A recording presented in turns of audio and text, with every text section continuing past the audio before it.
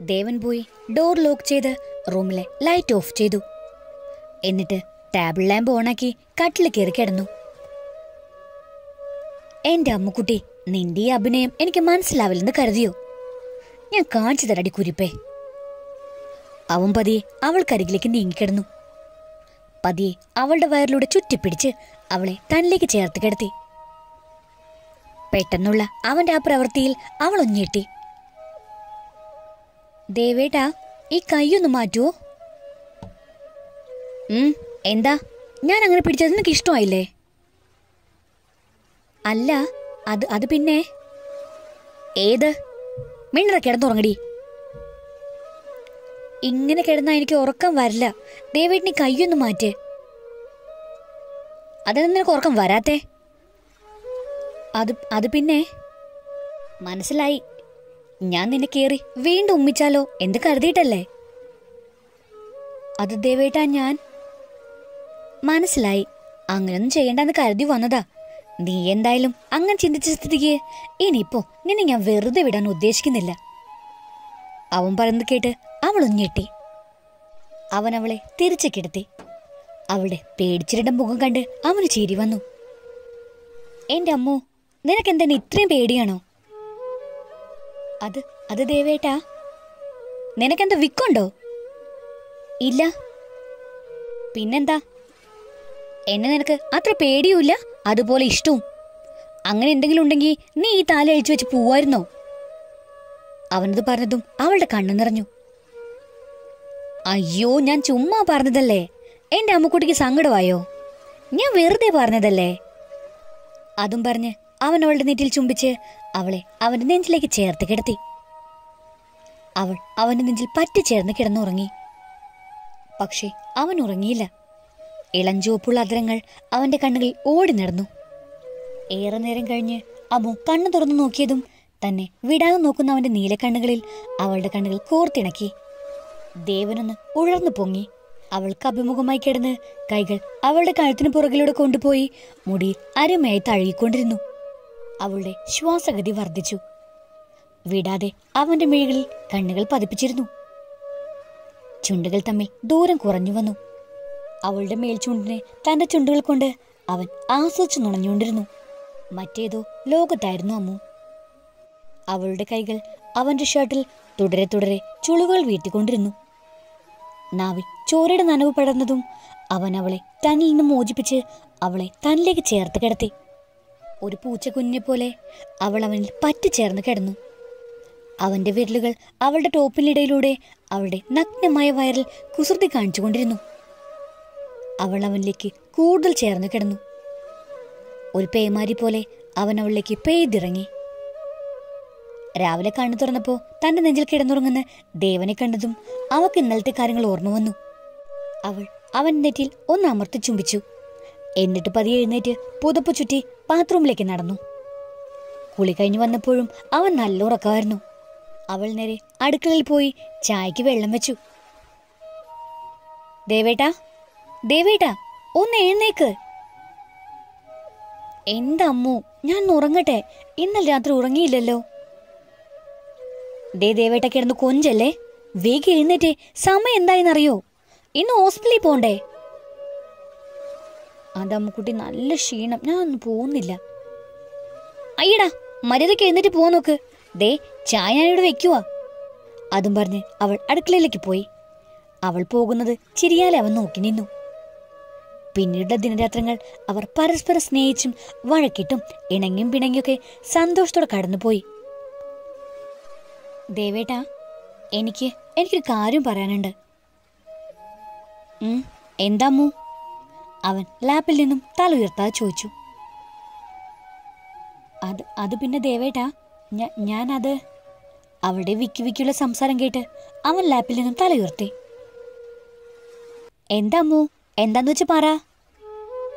അവളുടെ മുഖത്തേക്ക് നോക്കിയപ്പോ എന്തോ സീരിയസ് ആയിട്ടുള്ള കാര്യം വന്ന് അവന് മനസ്സിലായി. അവൻ സോഫയിൽ നിന്ന് എഴുന്നേറ്റ് അവളുടെ അടുത്തേക്ക് ചെന്ന് രണ്ട് തോളിലും കൈവച്ചു. എന്താമ്മു, എന്തോ സീരിയസ് ആയിട്ടുള്ള കാര്യമാണെന്ന് മനസ്സിലായി. പക്ഷേ എന്നോട് എന്തെങ്കിലും പറയാൻ നിനക്ക് ഈ മുഖവര വേണോ? എന്താന്ന് വെച്ച് പറ. അത് ദേവേട്ടാ, എനിക്ക് എൻ്റെ അച്ഛനും അമ്മയും ആരാന്നറിയണം. അവൾ പറയുന്നത് കേട്ട് അവനൊന്ന് ഞെട്ടി. അമ്മു, നീ ഇപ്പൊ എന്താ പറഞ്ഞേ? അതെ ദേവേട്ടാ, എനിക്ക് എൻ്റെ അച്ഛനും അമ്മയും ആരാന്നറിയണം. അമ്മു, നീ ഇത് എന്തൊക്കെയാ പറയുന്നേ? നിനക്ക് വട്ടായോ? നീ എന്താ പറയുന്നത്? നിനക്ക് വല്ല ബോധമുണ്ടോ? നീ പറഞ്ഞതേ കാണോ അങ്കിളും ആന്റിയും കേൾക്കണ്ട. തമാശ പറഞ്ഞൊരു അതിരുണ്ടേ. അതും പറഞ്ഞ് അവൻ തിരികെ നടന്നതും അവൾ അവന്റെ കൈ കയറി പിടിച്ചു. അവൻ തിരിഞ്ഞു നോക്കിയപ്പോ തന്നെ നിറമിഴികളാൽ നോക്കുന്നവളെ കണ്ടു. അമ്മു, നിനക്ക് എന്താ പറ്റിയേ? നീ എന്തിനായി കരയുന്നേ? അവൻ ചോദിച്ചതും അവൾ അവന്റെ നെഞ്ചിലേക്ക് വീണ് പൊട്ടിക്കരഞ്ഞു. ദേവേട്ടാ, ഞാൻ പറഞ്ഞ തമാശയല്ല. അവരെന്റെ അച്ഛനും അമ്മയും അല്ല. 23 വർഷങ്ങൾക്ക് മുമ്പ് അച്ഛൻ എന്നെ വഴിയിൽ നിന്ന് കിട്ടിയതാ. അന്ന് മുതൽ എന്നെ മകളായി കണ്ടു വളർത്തി. അവൾ പറഞ്ഞത് കേട്ട് അവനൊന്ന് ഞെട്ടി. അമ്മു, നിന്നോട് ആരാ ഇതൊക്കെ പറഞ്ഞേ? ആരെങ്കിലും ഇങ്ങനെയൊക്കെ പറഞ്ഞ നീ അപ്പൊ തന്നെ വിശ്വസിക്കുവോ? അവനവളെ നെഞ്ചിൽ നിന്നും മാറ്റി. അങ്ങനെ ആരെങ്കിലും പറഞ്ഞതാണെങ്കിൽ ഞാൻ വിശ്വസിക്കാൻ മാത്രം പൊട്ടിയൊന്നും അല്ല ദേവേട്ടാ. അച്ഛനും അമ്മയും സംസാരിക്കുന്നത് ഒരിക്കൽ ഞാൻ കേട്ടു. ഞാൻ അവിടെ മകളല്ലെന്നും അവർ എന്നെ പറയുമ്പോ പിന്നെ ഞാനതെങ്ങനെ വിശ്വസിക്കാതിരിക്കും ദേവേട്ടാ? അമ്മു മോളെ, അവൾ പറഞ്ഞതും അവൻ അവളെ ചേർത്ത് നിർത്തി. അമ്മു, നീ ഇങ്ങുവാ. അവൻ അവളെ ചേർത്ത് പിടിച്ച് സെറ്റിൽ കൊണ്ടുപോയിരുത്തി. അവക്ക് കുറച്ച് വെള്ളം എടുത്തു കൊടുത്തു. അമ്മു, നീ ഒന്ന് തെളിച്ചു പറ, എനിക്കൊന്നും മനസ്സിലാവുന്നില്ല. അവൻ അവളുടെ കൈകളിൽ മുറുക്കി പിടിച്ചു. അവളുടെ മനസ്സ് 2 വർഷങ്ങൾക്ക് പിന്നിലേക്കായി സഞ്ചരിച്ചു. അമ്മു, നിനക്കിത് എന്ത് ധൃതിയാ? കുറച്ചു കഴിഞ്ഞ് പോയാ പോരെ? അത് പറ്റില്ല എന്റെ സാന്ദ്രക്കുട്ടി. ഇന്ന് അച്ഛന്റെ അമ്മയുടെ 30ാമത്തെ വിവാഹ വാർഷികമാണ്. ഇന്ന് അടിച്ചു പൊളിക്കാനാ ഞാനും ചേച്ചിയും തീരുമാനിച്ചിരിക്കുന്നേ. ആഹാ, ഇന്ന് അങ്ങനെ ഒരു സംഭവം ഉണ്ടോ? എന്നിട്ട് എന്താ നീ നേരത്തെ പറയാഞ്ഞേ? എടി, ഞങ്ങൾ സർപ്രൈസ് ആയിട്ട് വെച്ചേക്കുവാ. എല്ലാ വർഷവും ഈ ദിവസം അച്ഛനും അമ്മയും ഒരുമിച്ച് അമ്പലത്തിൽ പോവും. ഉച്ചയ്ക്ക് സദ്യയും വെക്കും. വേറൊന്നും ഉണ്ടാവാറില്ല. അപ്പൊ ഇപ്രാവശ്യം ഒന്ന് അടിച്ചു പൊളിക്കണമെന്ന് ഞങ്ങൾ തീരുമാനിച്ചു. ചേച്ചി ഇന്ന് ലീവാണ്. അച്ഛനും അമ്മയും അറിയാതെ വേണ്ടതൊക്കെ ചേച്ചി അവിടെ റെഡിയാക്കിയിട്ടുണ്ട്. ഞാനിന്ന് ലീവാക്കാൻ പോയതാ. പിന്നെ ഞങ്ങൾ 2 പേര് ലീവ് എടുത്ത ചിലപ്പോ അവർക്ക് സംശയം ഉണ്ടാവും. അതാ. ഓ അങ്ങനെ. എങ്കിൽ ശരി മോളെ, പോയിട്ട് അടിച്ചു പൊളിക്ക്. എന്നാ ഞാൻ പോട്ടെ. ഗൗതം എന്നെ വെയിറ്റ് ചെയ്ത് നിൽക്കുന്നുണ്ടാവും. നടക്കട്ടെ. നീ ഇങ്ങനെ അവന്റെ ഒപ്പം കറങ്ങുന്നതൊക്കെ കൊള്ളാം. ലാസ്റ്റ് രണ്ടും കൂടി തല്ലി പിരിയരുത്. പട്ടി, നിന്റെ കരുനാക്ക് വളച്ചു വല്ലതും പറഞ്ഞ നീ അസൂയപ്പെട്ടിട്ടൊന്നും ഒരു കാര്യമില്ല മോളെ. അതൊക്കെ ഒരു യോഗം വേണം. നിന്റെ പുറകെ എത്ര പേര് നടന്നതാ? നീ വേണ്ടെന്ന് വെച്ചിട്ടല്ലേ? അതെ, ഞാൻ വേണ്ടെന്ന് വെച്ചിട്ട് തന്നെയാ. എനിക്കങ്ങനെ പ്രേമിച്ച് നടന്ന കെട്ടൊന്നും വേണ്ട. എനിക്ക് എന്റെ കോന്തനെ എന്റെ അച്ഛൻ കണ്ടുപിടിച്ച് തന്നോളൂ. എന്നിട്ട് അങ്ങനെ ഞാൻ അങ്ങ് പ്രേമിച്ചോളാം. നിന്റെ ഒരു കാര്യം, നിന്നെ പറഞ്ഞിട്ട് ഒരു കാര്യമില്ല. ശരി, ഞാൻ പോണു. ഇനി ലേറ്റായ ഗൗതം എന്നെ കൊല്ലും. ശരി, നീ വിട്ടോ. ഞാനും ചെല്ലട്ടെ. ചേച്ചി കാത്തിരിപ്പുണ്ടാവും. ഓക്കെ അമ്മോ, ബൈ, നാളെ കാണാം. ചേച്ചി, എല്ലാം റെഡിയല്ലേ? എന്റെ അമ്മു, നീ ഇത് എവിടെയായിരുന്നു? നേരത്തെ വരാന്ന് പറഞ്ഞിട്ട് ഞാൻ എത്ര നേരമായി കാത്തിരിക്കുന്നു. സോറി ചേച്ചി കുട്ടി, വരുന്ന വഴിക്ക് എന്റെ സ്കൂട്ടി ഒന്ന് പഞ്ചറായി, അതാ ലേറ്റായേ. ശരി. ചേച്ചി, എല്ലാം റെഡിയല്ലേ? അച്ഛനും അമ്മയ്ക്കും സംശയമൊന്നുമില്ലല്ലോ? ഇല്ല, അവരിതുവരെ ഒന്നും അറിഞ്ഞിട്ടില്ല. ഞാനെല്ലാം റെഡി ആക്കിയിട്ടുണ്ട്. അല്ല, നീ കേക്ക് വാങ്ങിയോ? വാങ്ങി, ദേ മേശപ്പുറത്ത് വെച്ചിട്ടുണ്ട്. ശരി, ഞാൻ ഇത് കൊണ്ടുപോയിട്ട് സെറ്റ് ആക്കട്ടെ. അപ്പോഴേക്കും നീ അച്ഛനും അമ്മയും വിളിച്ചോണ്ട് വാ. ശരി ചേച്ചി. അച്ഛനും അമ്മയ്ക്കും ഇത് ശരിക്കും ഒരു സർപ്രൈസ് ആയിരിക്കും. എപ്പോഴൊന്നും ഇല്ലല്ലോ. അപ്പൊ ഇന്ന് എന്തായാലും അടിച്ചു പൊളിക്കണം. എവിടെ പോയി 2 ഇണക്കുരുവികളും? ഇവിടെ കാണാനില്ലല്ലോ. ചിലപ്പം മുറി കാണും. അവൾ മുറിയിലേക്ക് നടന്നു. മുറിയുടെ ഫ്രണ്ടിലെത്തിയപ്പോ അവർ സംസാരിക്കുന്നത് കേട്ട് അവൾ അവിടെ നിന്നു. എന്റെ രാധികെ, നീ പറഞ്ഞത് എന്തൊക്കെയാന്ന് വല്ല ബോധമുണ്ടോ നിനക്ക്? നമ്മളിത് അമ്മൂനോട് പറഞ്ഞ അവൾ എങ്ങനെ പ്രതികരിക്കും? നീ ഒന്ന് ചിന്തിച്ചു നോക്ക്. നമുക്ക് എങ്ങനെ അവളുടെ മുഖത്ത് നോക്കി അവൾ നമ്മുടെ മകളിൽ നിന്ന് പറയാൻ കഴിയും? ശിവരാമൻ പറയുന്നത് കേട്ട് അമ്മ ഒന്നിട്ടി. നിനക്ക് അവളെ വേണ്ടെന്ന് വെക്കാൻ പറ്റുമോ? അവളില്ലാതെ നിനക്ക് പറ്റില്ലെന്ന് എനിക്കറിയാം. ശിവേട്ടൻ പറഞ്ഞതെല്ലാം ഞാൻ സമ്മതിക്കുന്നു. അവളില്ലാതെ എനിക്ക് പറ്റില്ല. കാരണം ശിവേട്ടനോടൊപ്പം അവൾ ഈ വീട്ടിലേക്ക് വന്ന അന്ന് മുതൽ ഈ നെഞ്ചിലെ ചൂട് പറ്റിയ അവൾ വളർന്നത്. പ്രിയമോളേക്ക ഞാൻ സ്നേഹിച്ചതും എൻ്റെ അമ്മുവിനെയാണ്. ഞാൻ മാത്രമല്ല, ശിവേട്ടനും. നമ്മൾ രണ്ടുപേരും പ്രിയമോളോട് കാണിക്കുന്നേക്കാൾ സ്നേഹവും കരുതലും ഒക്കെ അമ്മുവിനെ കൊടുത്തത്. കാരണം അവൾ നമ്മുടെ മകളിൽ നിന്ന് ഒരിക്കലും അറിയരുതെന്ന് എനിക്ക് നിർബന്ധം ഉണ്ടായിരുന്നു. ശിവേട്ടനൊന്ന് ഓർത്തു നോക്ക്.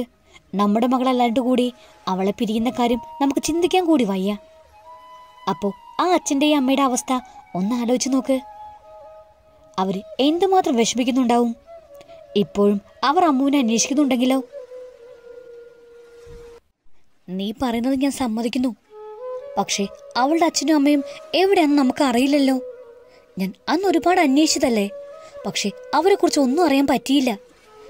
പിന്നെ നമ്മൾ അവളുടെ സത്യങ്ങളൊക്കെ അവളോട് പറഞ്ഞിട്ട് എന്ത് കാര്യം? ശിവേട്ട, എന്നെങ്കിലും ഏതെങ്കിലും വിധത്തിൽ അവളിതെല്ലാം അറിഞ്ഞാ നമ്മൾ എന്തു ചെയ്യും? അതിന് നല്ലതല്ലേ നമ്മൾ തന്നെ പറയുന്നത്. അതൊന്നും ഇപ്പോൾ വേണ്ട. എന്തായാലും അവളിപ്പോൾ നമ്മുടെ മകളാണ്. അമ്മുവിൻ്റെ അച്ഛനും അമ്മയും എവിടെയാണെന്ന് അറിയുന്നിടത്തോളം കാലം അവളൊന്നും അറിയാൻ പാടില്ല. നീ ഇവിടെ ഇരിക്കെ, ഞാൻ ഒന്ന് പോയി കുളിച്ചിട്ട് വരാം. അത്രയും കേട്ടതും അവൾ നേരെ കുളപ്പടവിലേക്ക് ഓടി. സങ്കടം വന്നാലും സന്തോഷം വന്നാലും അവൾ അവിടെ പോയിരിക്കും. അത്രയും നേരം പിടിച്ചു വെച്ച കണ്ണുനീര് അവിടെ എത്തിയതും അണ പൊട്ടി ഒഴുകാൻ തുടങ്ങി.